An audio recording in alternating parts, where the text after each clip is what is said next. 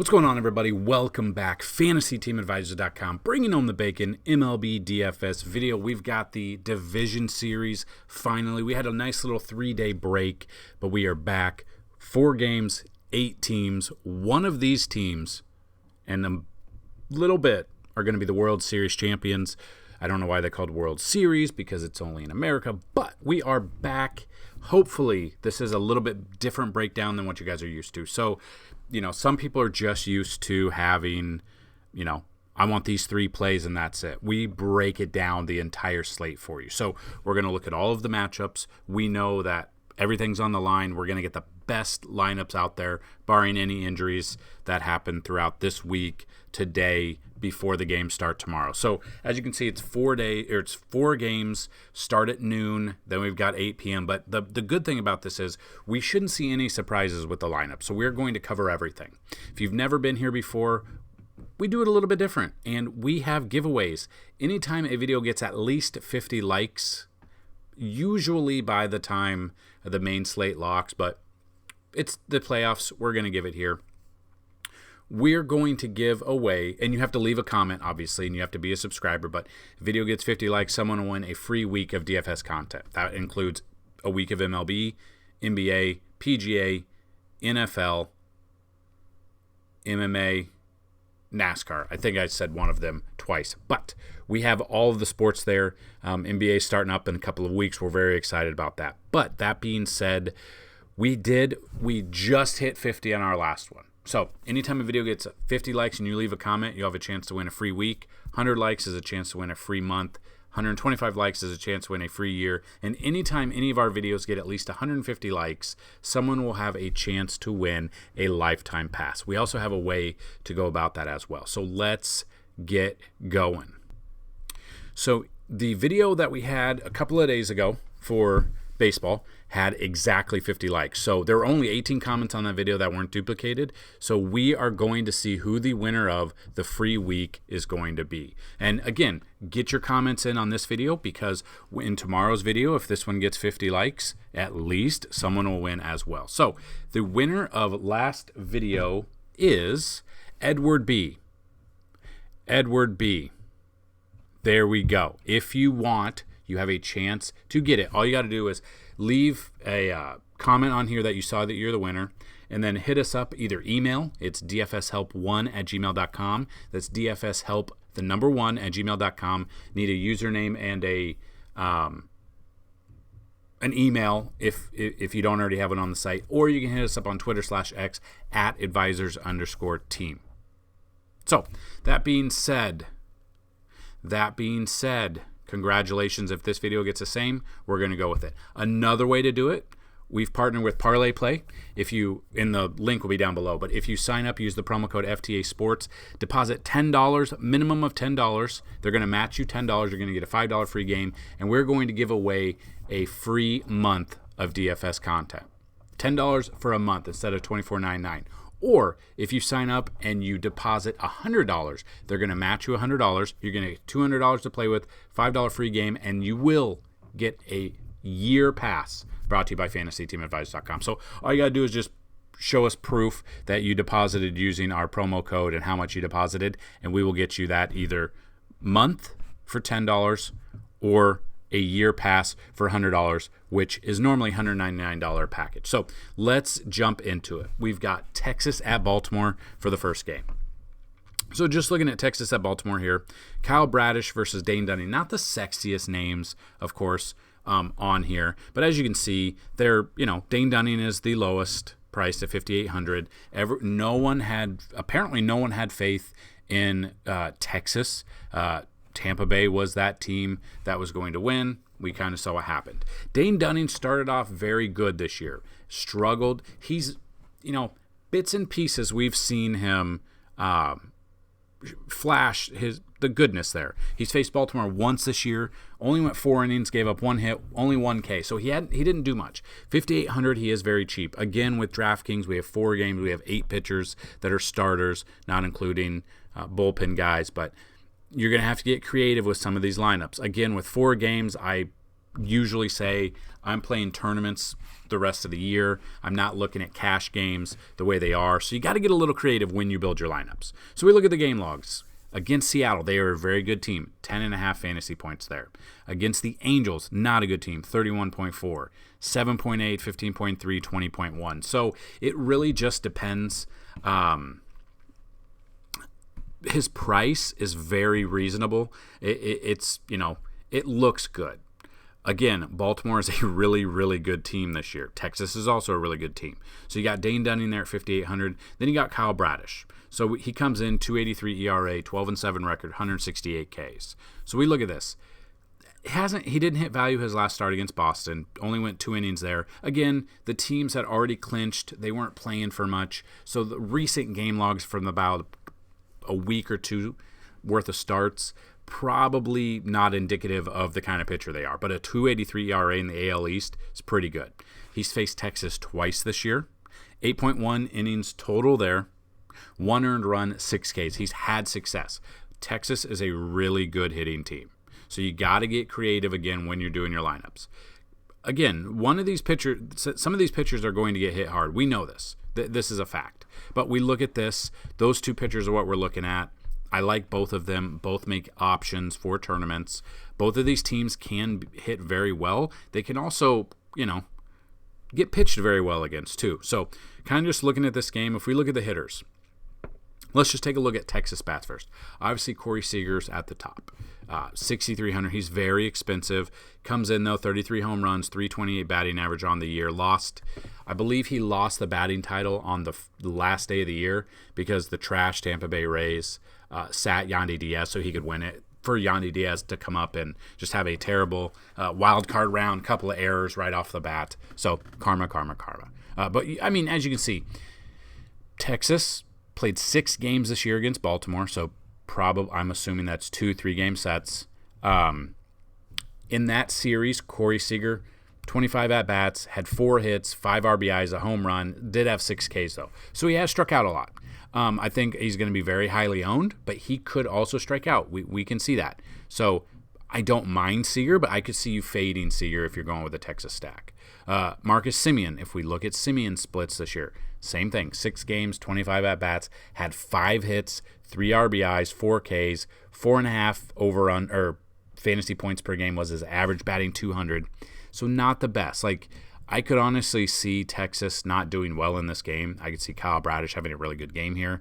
You got Adolis Garcia. He was hurt. He came back. Played 6 games as well. Batted only 208 against him. 6.3 fantasy points per game. These players haven't had success the most. Evan Carter didn't play. He got called up late, but he's been mashing. 318. He's got the home runs there. He'd be a little bit cheaper option. 4,200. You're saving 2,000 if you don't go with Seager. You got Josh Young, who also was hurt a little bit, but played all 6 games. 10 hits in that. Batted 435 at 10.7 fantasy points per game was his average. Had a home run there. Did have 6 strikeouts, but he had 10 hits there. I mean, batting 435 in this series, I really like Josh Young. 4,100. You're saving money off Semien, who didn't have a good series this year. Seager as well. Nate Lowe is another lefty. He's 3,900. Splits-wise, 6 games played, 24 at-bats, 2 hits. Did have a home run, though, batting .083 in this Baltimore series this year. But again, that is the regular season. Now we are in the playoffs. It's a whole different atmosphere there. So getting a little bit breakdown, just a little bit of the lineup that we should see out there. Mitch Garver most likely is starting. Only played 2 games there, had 2 hits. Didn't do too much. He's more of I like to use Mitch Garver more against lefties. I like to use Jonah Heim against righties, which I'm assuming Heim probably plays here. Splits-wise, 4 games, 14 at-bats, 3 hits, including 4 strikeouts, 214 batting average. He is one that I don't mind. I do love him against a righty, though, and so I'm okay with Heim. I don't know if Garver will play. I'm more into Jonah Heim than I would with Garver there. Couple cheaper options if they're in there. Tavares here, splits-wise, played 3 games, had 4 hits in those 3 games, 1 home run, 364 batting average. He would be a cheap option if he's in there. He's a switch hitter, so he's good from both sides of the plate, so I like him there. He's got the option. He stole 16 bases too, so he could get on. He could steal you a base. So I don't mind Taveras as a cheap option for Texas. Another one would be Duran. If he starts, I don't know. 3 games, 8 at-bats, 1 hit. Didn't really do too much, though. So we kind of see that. And again, it's in Baltimore. It's not in Texas to start, so we kind of look at that. Gross would be the last one I'd look at. I don't know if he's going to be playing, but if he is, he probably is the DH. Played in 6 games against Baltimore this year, 18 at-bats, 5 hits, 1 home run, 278 batting average, a very cheap option in that lineup, especially if he's batting higher up in the order. I don't mind that. So I don't mind both pitchers. I probably am going away from Dane Dunning. I would look at Bradish. But again, if you're going the opposite direction or you're not going with either of those pitchers, I think Texas is a sneaky stack here with the lower-owned guys towards the bottom. Then we get to Baltimore bats. Which Baltimore bats have had success in this season series so far? Gunnar Henderson, pretty much a lock for the Rookie of the Year here. Played 4 games against Texas this year, 2 hits, 1 home run, only batted .133. Going to be Rookie of the Year. He is expensive at $5,000. Then you got Adley. He very up and down, 20 home runs, 277 batting average this year. Played 6 games, had 7 hits in those 6 games, a .304 batting average. At 4,600, I like Rushman a little bit more than I like Henderson, and Rushman is a switch hitter, so we've got him from both sides of the plate. Santander, also a switch hitter. Splits-wise, 5 games, did not have a hit in those games. He's still kind of expensive for me. I'm probably not going to have much exposure to Santander. We got Ryan Mountcastle, a righty-on-righty matchup here. 6 games, 5 hits, 1 home run, 5 RBIs. Did have 8 Ks in this series this year. $3,800 though is a nice price for him. Very, very nice price. I would look at Cedric Mullins. I would look at Austin Hayes. Probably it. I think I would look maybe O'Hearn. I would look at O'Hearn and up if I'm going with Baltimore bats. I don't trust the other bats right now. They need to prove something to me. So it's my money. That's where I would go with both of those teams. I would look at those bats. I really kind of like Texas. A couple of the cheaper bats for Texas could get it done today. Then we look at Minnesota at Houston. We look at Verlander versus Joe Ryan. I did not believe Minnesota would be in this series. I would love for Minnesota to knock off Houston. I just don't see it happening. But let's look at the pitchers real quick. So obviously Minnesota goes into Houston. We look at Joe Ryan. Game logs, again, gave up 6 earned runs at Colorado. That's at Colorado. I don't put that against him. So it's been a minute since he's pitched. September 29th. It's been a little bit. So more, and I don't know how that's going to affect these pitchers. These pitchers are creatures of habit. We know this. So every 5 days they want the ball. They want to go out there. They want to rock. You give them more than 5 days. You give them as much time off. I know you can have the series. You can have the off days. All of that in between. It sometimes messes with these guys. Obviously, Joe Ryan's never pitched in the playoffs before. So we kind of look at this. Against Houston, faced him twice this year. 10 innings pitched, has 1 win, 1 loss. 7 hits allowed, 9 earned runs, 3 home runs, a 189 BAA, an 8.10 ERA though, 17. So let's take a look. Was it in Minnesota or was it in Houston that he got rocked? We see it was at Houston where he gave up the runs, 5 earned runs there.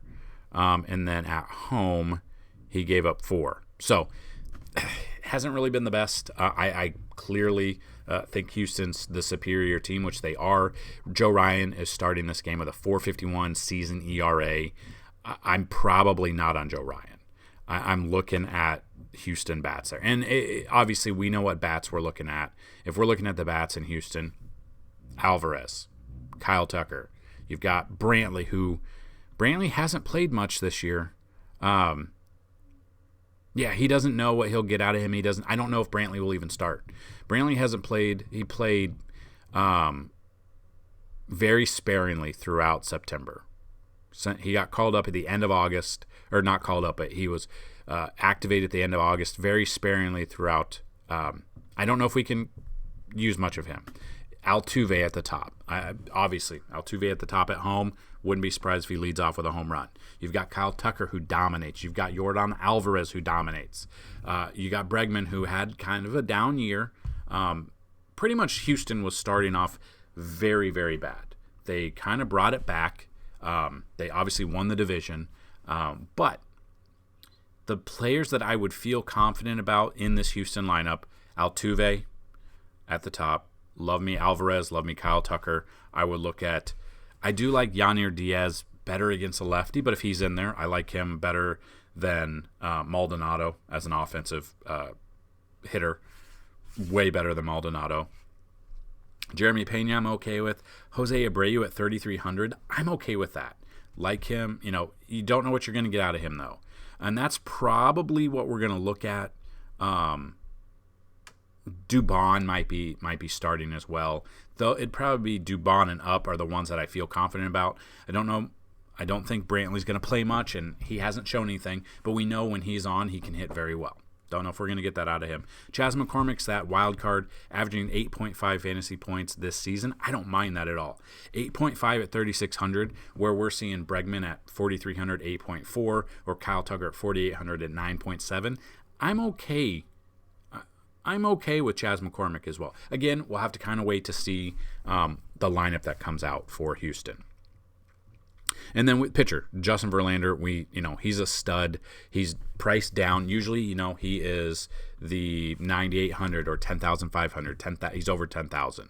But again, with 4 games, 8 pitchers, they're not going to have a disparaging, huge gap in the salaries. So we look at this, had a good game against Arizona, went 5 innings, didn't need to go much more than that. Didn't give up any earned runs, 5 Ks in that one. Ended up winning 1-0.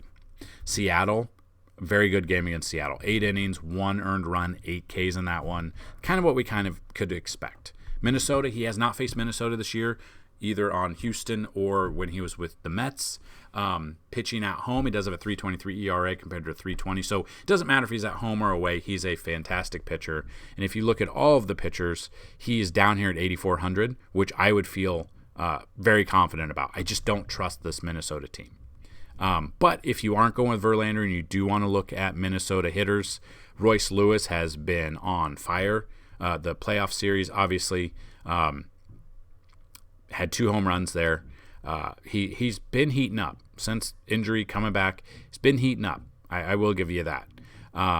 He's only played 2 games since coming back, but he would be one. But again, they've priced him up so much at 5,700. Then you got Polanco, 4,200. I would look at Polanco. Buxton's probably out for the year. I don't know. He could be on there, but I don't trust him. He's injury prone. Kepler, I don't mind. Julian, I don't mind. Matt Wallner against a righty, I'm okay with at his price. Correa's day-to-day, but he'll probably play, especially being back at Houston. I just don't see this game going any other way than Verlander shoving and Houston bats just shoving as well.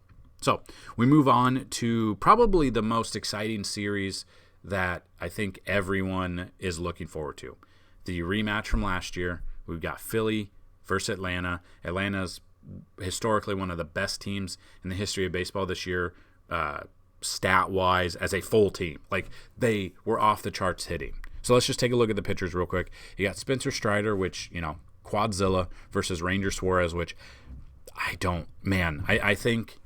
think we're going to see a lot in this game. I think we're going to see a lot of runs, a lot of home runs in this series. Not necessarily this game, but just the disparagingness, 6,100 compared to 11,200. You got Ranger Suarez, a lefty, going up against Atlanta. Splits-wise, he's faced him once this year, went 6 innings, only gave up 1 earned run, 7 strikeouts and 1 home run. Had a fantastic game. GPP, you want to go contrarian, I would go Ranger Suarez against Atlanta. Atlanta's had the time off. Philly had to play, so they're more fresh, I guess. They're more game ready, if you want to think it that way. I think this series is going to be fantastic. If you want to go very contrarian, 6,100 for a pitcher, I'm okay with. But I'm leaning more towards probably Atlanta bats, and we'll look at those real quick after Strider. So we look at Strider. We know he had 281 Ks, 20-5 record, 3.86 ERA. Had his struggles. Gave up 3 earned runs against Washington. Gave up 4 earned runs. So his last 2 starts were both against Washington. 7 earned runs total he gave up. Had 11 strikeouts in that one. Game before that against this Philly team, 7 innings, 3 earned runs, 11 Ks, 32.8. Then against Philly right before that, 7 innings there, 9 Ks. He's had their number. I do love Spencer Strider. He's going to be expensive, though, at $11,200. It is a very steep price to pay for him.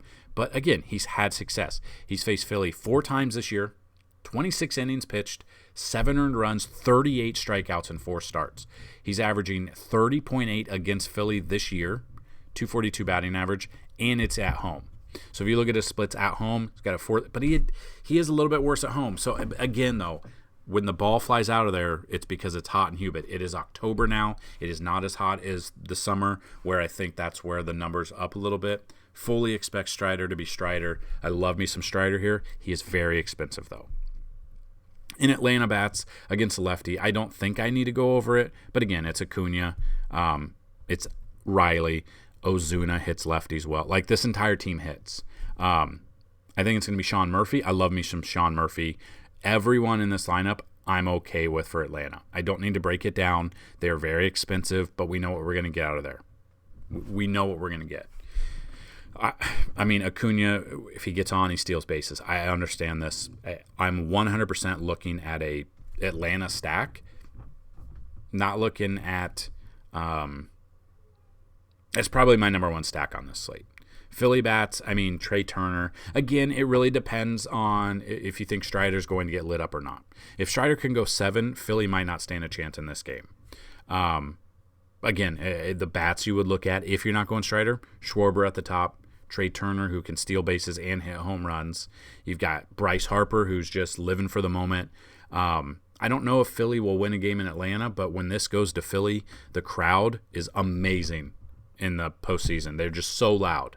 I don't know if it's going to translate to Atlanta games right now, but Philly games, I could probably side with the Philly bats. But right now, depending on the lineup that comes out, you've got Bryson Stott, who had that massive grand slam. He's a cheaper option at $4,100. You got Alec Boehm at $3,900. Castellanos, Schwarber, Harper, Turner, Rojas, and Sosa are ones I would look at for cheaper bats. I'm just probably going to be with the Strider crowd here. He's just had better success against them this year. Then we got the final game. You got Arizona at the LA Dodgers. You've got Kershaw versus Merrill Kelly. Kershaw has, we knew he was going to be the starter. They haven't played in a week. They haven't played since last Saturday, or Kershaw pitched last Saturday. 5 innings is basically what you got out of him. He was hurt. He came back, and then he maxed out at 5 innings. I don't know if we're going to get 5 innings here. I don't know if we're going to get more than that. That's the problem, because he is 9,100. But again, 5 innings pretty much was his max since before he got hurt in Colorado. It is the playoffs. It is a different atmosphere for the Dodgers. We know they're a very good hitting team. He's faced Arizona 3 times this year. 17 innings pitched, 6 earned runs, 4 home runs. They've been hitting home runs against him. 19.4 fantasy points per game does hit the value, what we're looking for. We're looking for at least 18.2, 9,100 times 2, 318 batting average. Again, though, if he can go more than 5, I like him, but I don't know if he's going to go more than 5. That's the problem here. Then you got Merrill Kelly, arguably their best pitcher for Diamondbacks outside of Gallen. He just had a good game against Houston, 7 innings against them, 1 earned run, 5 Ks, had 19.6. He's 7,800, which he has not been this cheap since May 5th. Hasn't been this cheap since May 5th. Splits-wise, he's faced the Dodgers 4 times this year, 20 innings pitched, 11 runs, 9 of them earned. Did have 13 walks, though. Didn't give up a home run. Had 13 walks. He's averaging 6.4. I'm looking at the Dodgers here. I don't know if I'm going to have either pitcher. I think, honestly, I would look at the bats here. Mookie Betts, obviously, for Dodgers. Freddie Freeman. Love Freddie Freeman here. Hitting at home. Love me some Freddie Freeman. He is expensive. Muncy, Martinez, Will Smith, Outman. I love these. Flip side of that, if you think that Kershaw is going to get hit or maybe not go 5 innings, we could look at Arizona bats. Obviously, Corbin Carroll's a big one that I would look at. Lefty. It is lefty on lefty, but I don't care. Ketel Marte, I would look at there. Christian Walker, usually, career-wise against a lefty, mashes. Evan Longoria against a lefty. Tommy Pham against a lefty. It really just depends on the Arizona bats that come out. Gurriel Jr. against lefty at 3,500. I don't mind that because he's averaging 7.4. I would look at those. Perdomo. I don't know about Perdomo. Maybe cheap option. I don't know if he's going to be in there. Moreno is day-to-day. Did get hit in the last game he played, so something to be on the lookout for. But again, historically this year, Arizona has hit lefties very well. I probably am off of Kershaw here. So, in summary, just looking at the pitchers, I like Strider. I will pay up for Strider. I don't know if I want to pay up for Kershaw. And now we know that Kershaw, when he is on in the playoffs, a fantastic pitcher. I just don't know if he's going to go deep into the game. That is my only concern. Maybe news and notes will come out from now till first pitch. We'll see. Love me Verlander. So the pitchers I'm looking at are Strider, Verlander, maybe Kyle Bradish, maybe Suarez if you think that Atlanta's not going to hit. Those would be the ones I'd look at. Those are the ones I trust. Ones I don't trust, Dane Dunning, but he's so cheap. Dane Dunning and Suarez, if you put them together, you could average a pretty good lineup here. And just like if you look at catcher, you can afford any of the catchers. First base, you can afford, Harper. To average it out, you really couldn't get Freeman or Olsen, but you get Harper or lower, Christian Walker against a lefty. You could look at something like that. Catcher-wise, we've already talked about it, but let's say we're going Rushman against, well, you can't because we're taking, you could take one batter against them, but let's say Jonah Heim, and I'm not saying use this lineup, but you could look at this, averaging 5,000. That brings us basically to Ketel Marte or down, or you could go, it's really hard to figure it out which one you want to go with. Probably I could see you going Ketel Marte if you don't believe Kershaw's good enough. Then we get to about 5,100 as an average. Brings us to basically Henderson and down. Let's go Max Muncy against a righty. Brings us to shortstop. Now we're at 5,300 for shortstop. Basically Trey Turner and down, if you feel confident about it. Seager, if you want to pay up. Let's just say we're paying up. No, Seager, we looked at his numbers. He might be too expensive for what he's brought to the table this year. Jeremy Pena in this series, 6 games, 6 hits, 3 runs, 1 home run, 273. I'll go Jeremy Pena in the playoffs. Playoffs Pena last year was pretty damn good. That brings us to an average on the outfielders of almost 6,000. So we could look at Jordan. We could look at Kyle Tucker. That brings us 70. If go Mookie Betts, and you still have 1,300 over. This is just the kind of lineup. Or then you could see this, and you see that, let's say you don't want Suarez. You want a pitcher here. That's the only one you can afford. So, this would be a contrarian GPP lineup you could throw out there. I'm not saying use it. I'm just saying this is how we can kind of build. This is the thought process when I build lineups, when I think about the player pool I want to look at. That's the kind of what we could look at. So, if you look at it, it's got two Arizona bats, 2 Dodgers bats, 3 Houston bats, 1 Texas bat. It's kind of like a get all of the games in play. But again, it just depends. If you want to go with a higher pitcher, you could take out, let's say Suarez you take out, and let's say you take out Jordan. That averages, there's 13,000 left. So we could afford a Verlander, and then an outfielder of this caliber could be JD Martinez. You could look at JD Martinez. Then you've got 3 Houston bats, or 3 Dodgers bats, 2 Houston, 2 Arizona, 1 Texas, and go from there. You can build your lineup throughout. So that is my thought process in this opening. We'll kind of see how it goes. Then the next day, we'll get, obviously, Sunday's video. We'll put a video out for Sunday, but we mainly focus on NFL and NASCAR on Sunday, but we've got these options to build around. So if you feel confident about it, good luck on this slate. If If you have any questions, comments, concerns, get those down below. Good luck, and as always, let's bring home some bacon today, guys. Peace.